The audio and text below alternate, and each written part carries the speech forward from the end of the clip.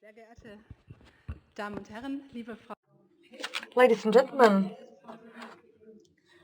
dear Mrs. Flick, I'm very happy to be here tonight, and I'm happy about the opportunity to speak about power and the powerlessness. I'm convinced that we have an excellent way to find an adequate balance for power and powerlessness. And in order to maybe warn you, I'd like to say that I'm not going to talk about monetary policy. I will talk about financial stability, which is an exciting new task to be handled by the central banks now after the crisis. But it's not only the central banks. Financial stability is a political field which is involving the interaction of the ministries of finance too, and I will also tell you why this is a mandate that should not be given to the central banks alone.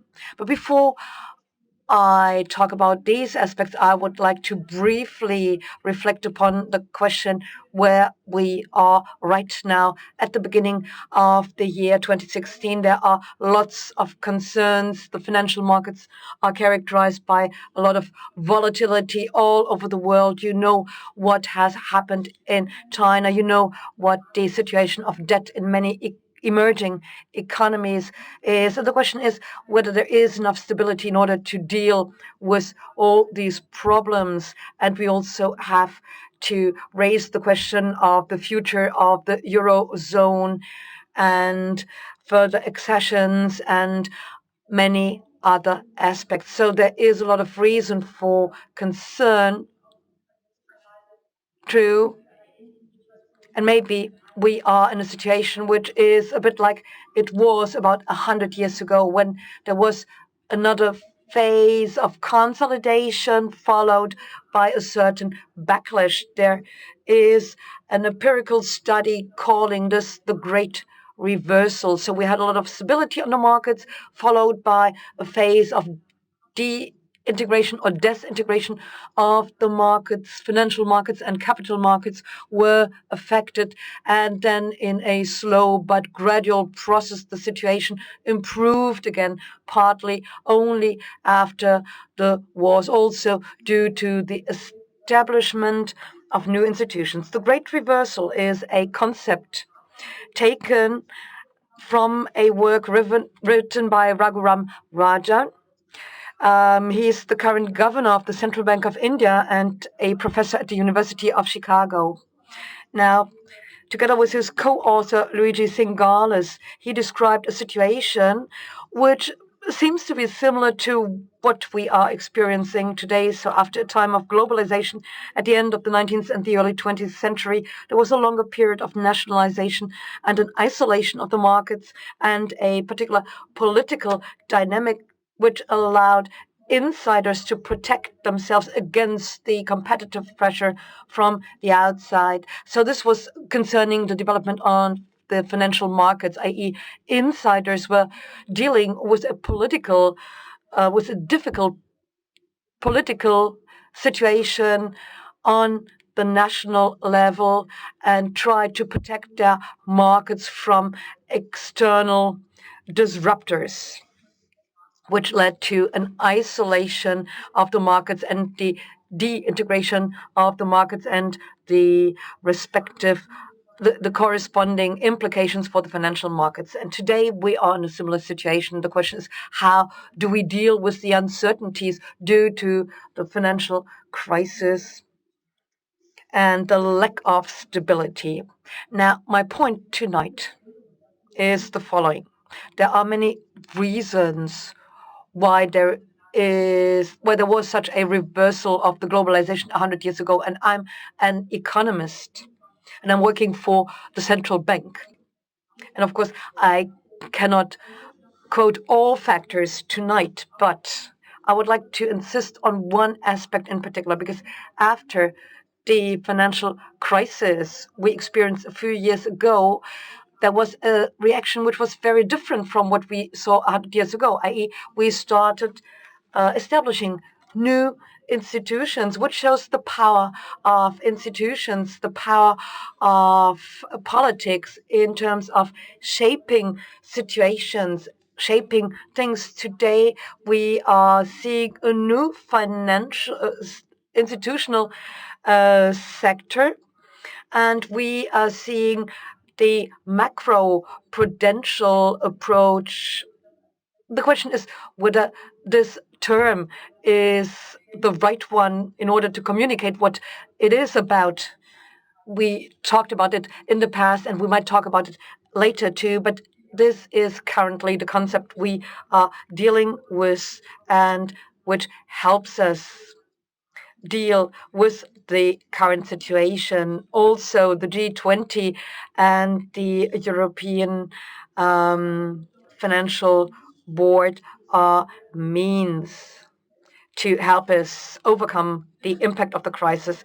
Now, financial stability as a new field of politics, what does this mean? Now, financial stability involves the interaction of the players on the financial markets. Financial stability requires a particular status of the financial markets so that they can fulfill their functionality within the national economies in order to avoid a situation like the one we experienced during the financial crisis, because then there were a number of minor shocks that affected individual institutions and had a major macro effect, because the studies after the financial crisis have shown that we do see numerous real economic effects after the financial crisis, including more unemployment, for example. And the idea is to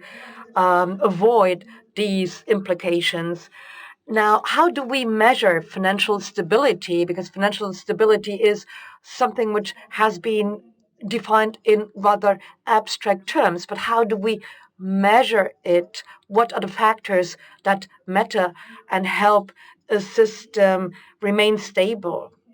Now, we have to see the too big to fail problem. First of all, institutions which are too big within the system, i.e., institutions whose failure or instability could cause the instability of the system as a whole. And a lot has been done in order to mitigate the effects of a too big to fail situation. A number of measures have been undertaken in order to protect major banks from failing. But there is also the too connected to fail problem. Individual banks or institutes might cope with the crisis, but in some, their failure could be a problem. And then there is the too many to fail problem too, i.e., if too many institutions lack stability, the whole system might fall, i.e., the impact might be a systemic one. And this is another aspect we have to see in the context of financial stability. How do we deal with the problems of size, networking, connectedness, or the shared being exposed? Now, one layer would be the microprudential field, i.e., protective measures targeting institutions as such, criteria adopted in order to protect them. Normally, your traditional banking supervision is the right way to go here. And equity is the most important aspect we have to see here, because it's a clear risk buffer in the system. The micro stability policy thus focuses on equity. The more equity, the more assets there are within the system, the more stability there is. Now, this is the traditional banking supervision or the micro-prudential approach, but that's not the whole answer. Because, as I said, we are not looking at the individual institute only. We need, in addition, a systemic perspective. And that's what I've mentioned a few minutes ago. What can we do in order to have a lack of financial stability not impact the whole economic system in a negative way? Now, this is not an easy task, and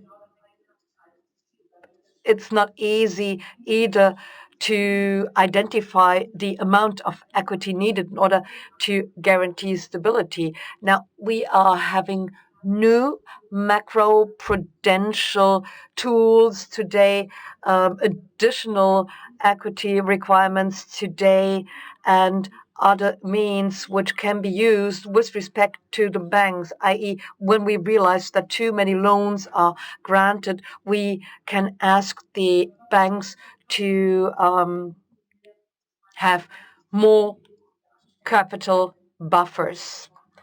But how can we measure so that we know when to intervene or recommend? Now, here we do see an analogy to monetary policy, and here I would briefly touch upon monetary policy. I mean, price stability. How do we define price stability? We are using the inflation rate or the inflation target of the ECB, which is 2% or just below 2%. That would be the right target. And the central banks have similar definitions concerning price stability. Now, this is what we have gotten used to today.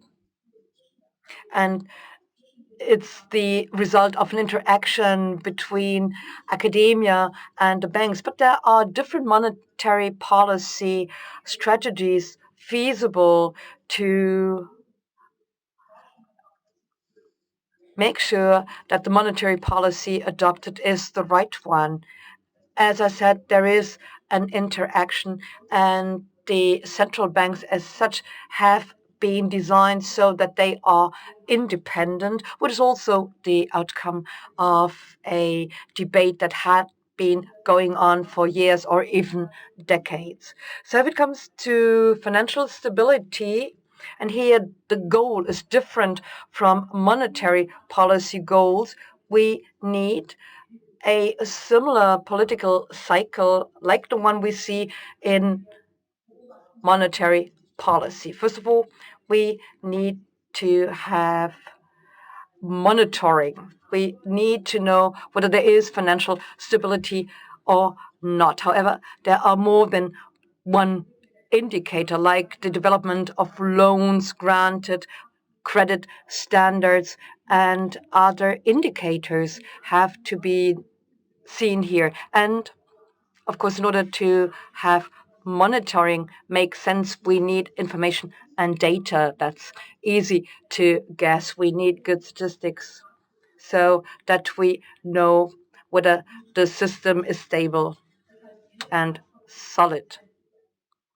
So first of all, we need to provide of the right data. And then, of course, we need to identify the goals. I mean, what does financial stability mean? Of course, financial stability means that the financial system can fulfill its function.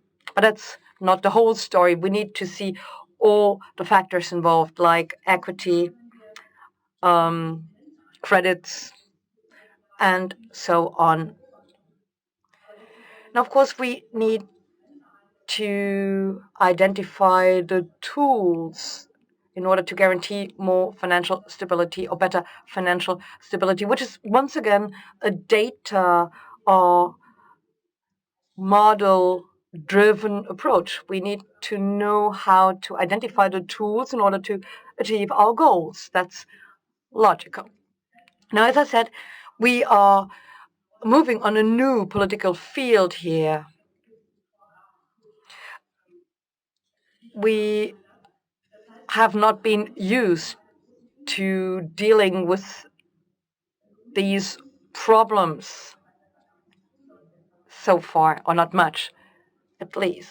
So maybe one should go and ask for more evidence, first of all, because there is a certain amount of uncertainty. Uncertainty, of course, means that we incur risks. Whatever we do, the outcome might be different from what we expect. Macroprudential policy is not only implemented by central banks. There are certain decision-making processes involved, and you all know how political decision-making is being made.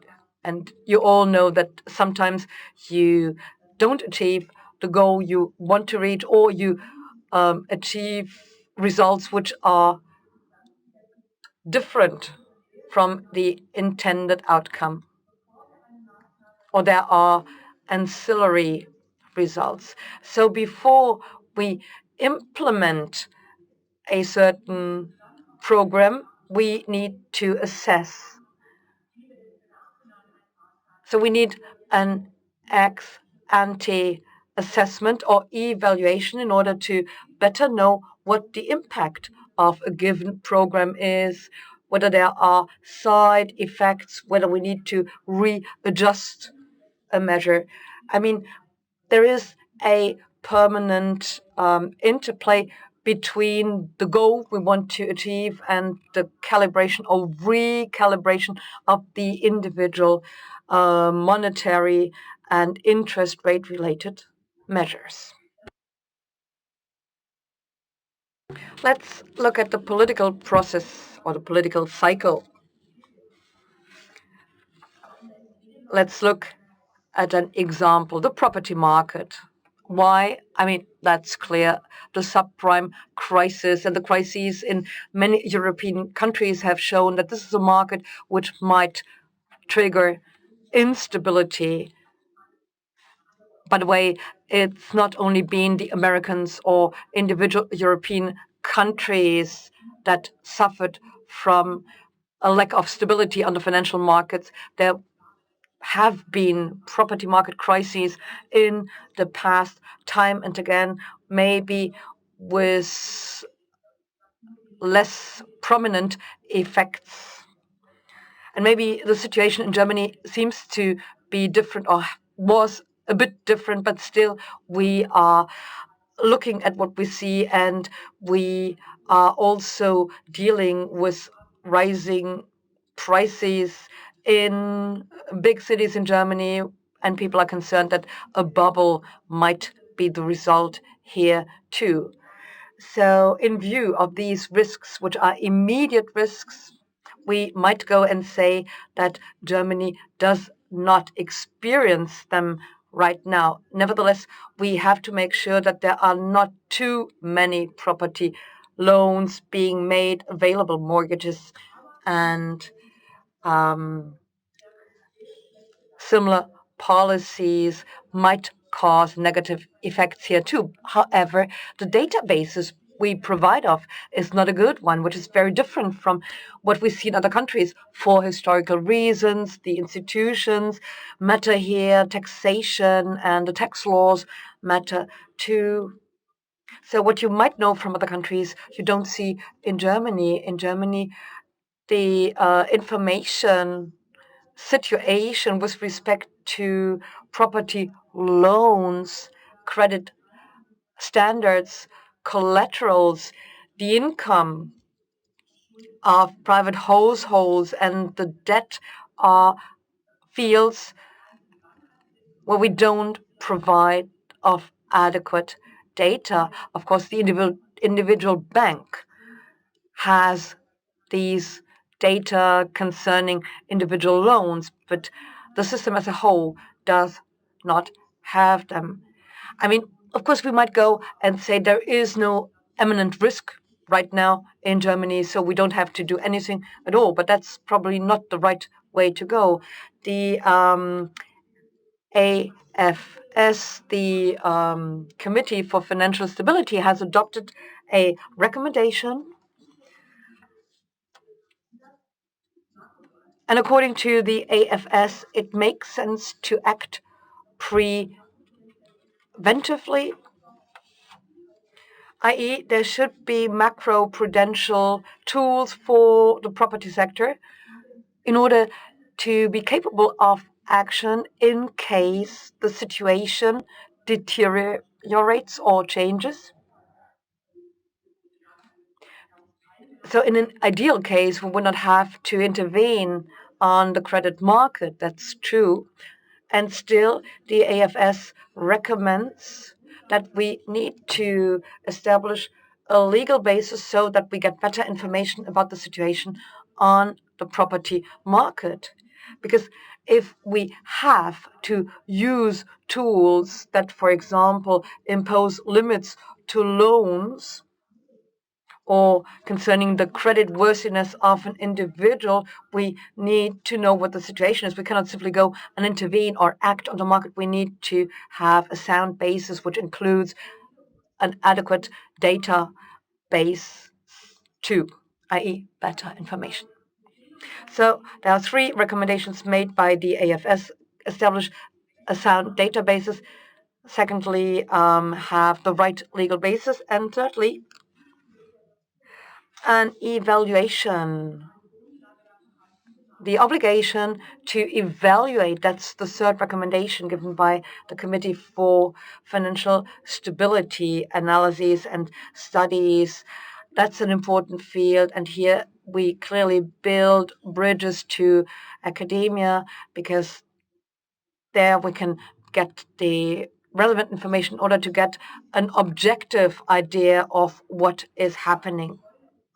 So I hope I've managed to make you see that there are options to do something in the field of financial policy, use new tools, establish new legal bases, and learn from the crisis. I think many have not learned from it.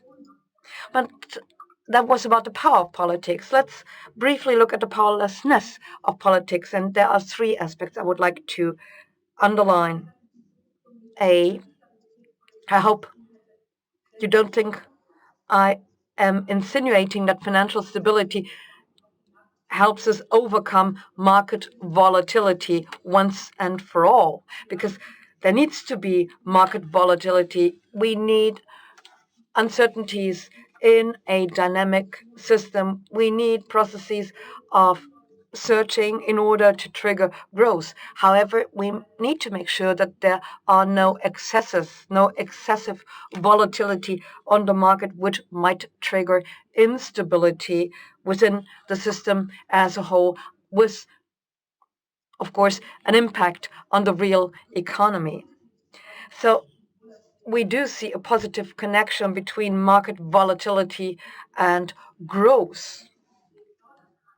And there are lots of studies to prove that there is such a positive link. We know what the factors are, like good institutions, for example. If the institutional framework is the right one, market volatility might trigger growth. In the financial crisis, however, we were facing with an excessive volatility on the market. Thus, growth was no longer possible. The second limit to politics, or the powerlessness of politics, is uncertainty. As I said, there is certain risk. If we use new tools, there is a risk involved. But then, if we don't use these tools, it might be too late to improve a problematic situation. So we should try to reduce the space of uncertainty as much as possible, or the risk as much as possible, so that we can act. I mean, there will always be a risk, but we need to act nevertheless, which is another reason why an ex ante and an ex post evaluation is key, because we also have to check whether the tools we have adopted were the right ones. And then, of course, we need to see the political and economic interests on which financial stability depends, and you all know that whatever measure you undertake, there are always winners and losers. Losers are the ones who pay for it. The winners are often invisible or unseen. Now, in order to stick to the example of property loans in many countries, like Sweden, for example, macro-prudential tools were used in the property sector, and they realized that young families then could not get a loan anymore. So they are clearly the losers of the reform, which is also a part of the political process. Or as I said, we need better data. I mean, those who have to give us the data are not always happy about having to disclose their data. So when it comes to politics and the economy, we need a balance of the interests and a balanced approach as such. And we also need to explain that that good institutions and tools are key in order to achieve the important goal of financial stability. What are then the options for political action in order to? And on a positive note, I would like to mention what can be done. One aspect I've mentioned already, and that's a discussion in society about financial stability and what financial stability policy is. It's an abstract concept, and I think this forum is certainly an excellent opportunity to talk about what financial stability is. We need communication and we need a societal dialogue. That's an important political measure. We also need a systematic evaluation and we need to identify a political cycle, I'd say. I think today we have much better information than we used to have, in spite of the data we are lacking still today. But all in all, we are doing quite well, and the Federal Bank has just established a data center, i.e., we have better data, more data, and better methodologies, and these need to be used in the most efficient way. And then, of course, we need international coordination because whatever I've mentioned so far, including financial stability, we are dealing with a national mandate which is a bit different from the monetary policy which we undertake together with our European partners. Financial stability is to be seen on a national level.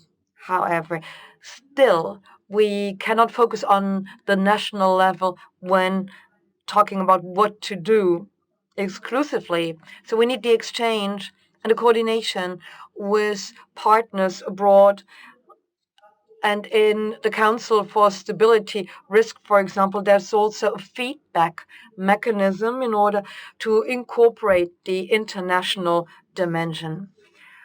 And that's all I wanted to tell you tonight. I hope I've managed to convince you to recognize that we are in a situation today in which globalization might be reversed because of the uncertainty we are experiencing, and there might be a trend towards isolation. Yet there is a whole field in the field of the financial market, including monitoring and supervision and regulation, and the possibility to find international answers to the problems we are all dealing with. Thank you very much for listening, and I'm looking forward to furthermore talking with you.